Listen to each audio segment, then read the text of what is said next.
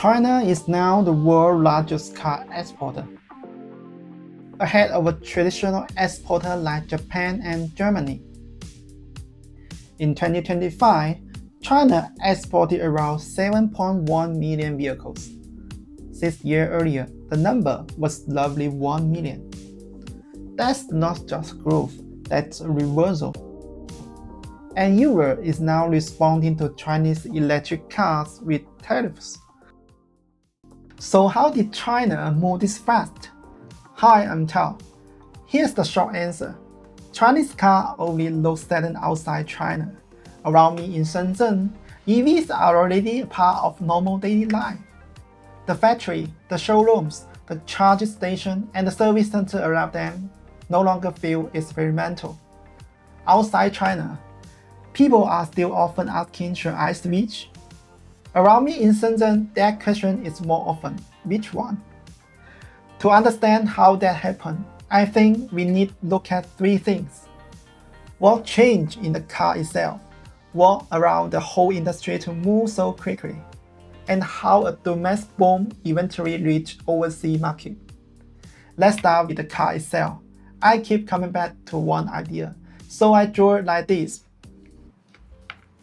The car is starting to behave more like a phone. Not because the screen. We already have enough of those. It is because the car can keep trained after you buy it. One more thing made that switch easier, the running cost.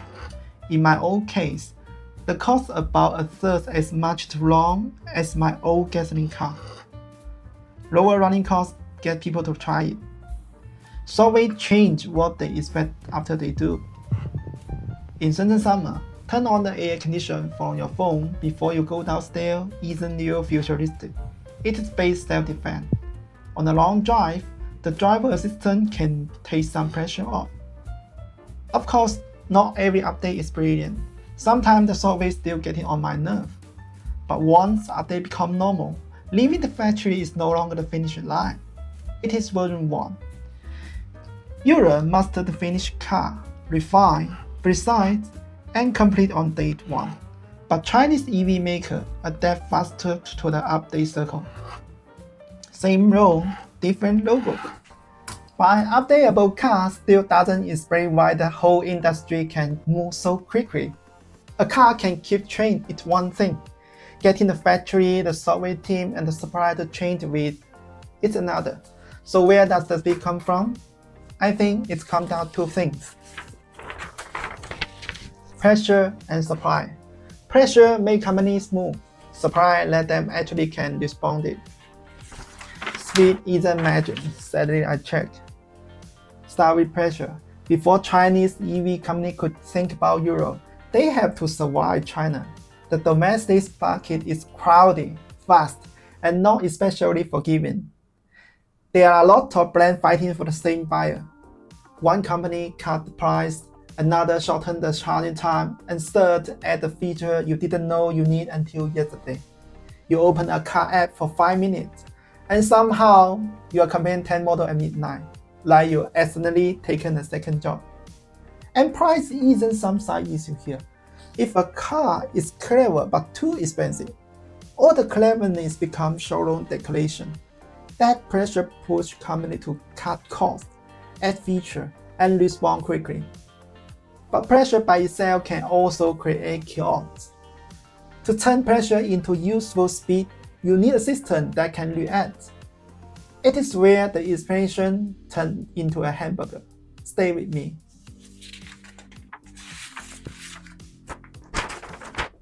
An EV isn't one technology, it's a stack. The battery, the motor, the software, the factory, and the supplier behind every layer. The gap between what if and let's try it gets much shorter. When the team, factory, and the supplier are clustered together, a company can change a part, test it, call the supplier, fit the problem, and try again much faster. And yes, it still looks slightly edible. Please don't. That coronis also cut transport, coordination, and trial and error costs. So the advantage is not only faster improvement, It is fast improvement at a low cost, and a useful smart car at price people can actually afford. It's much harder to ignore. If I have to squeeze this whole difference into a slightly unfair animal picture, it would be like this. Europe looks a bit like a lion. Strong, experienced, and built around precision.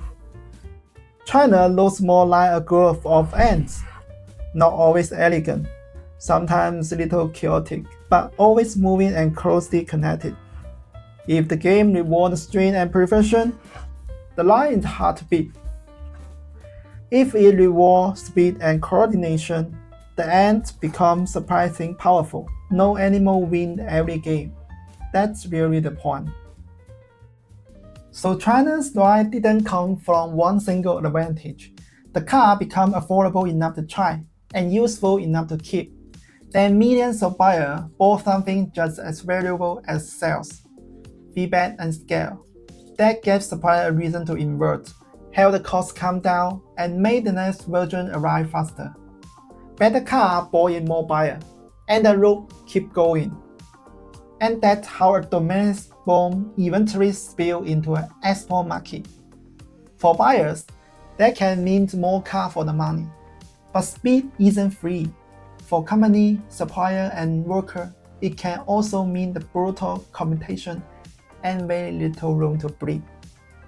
Europe isn't only react to a cheaper Chinese car. It is react to a domestic system that can become fast, useful, affordable, and large enough to compete abroad. So, what do you think? Did Europe really fall behind? Or did the game change faster than Europe expected? I'm Tao, this is China Inside, and I will see you in the next one.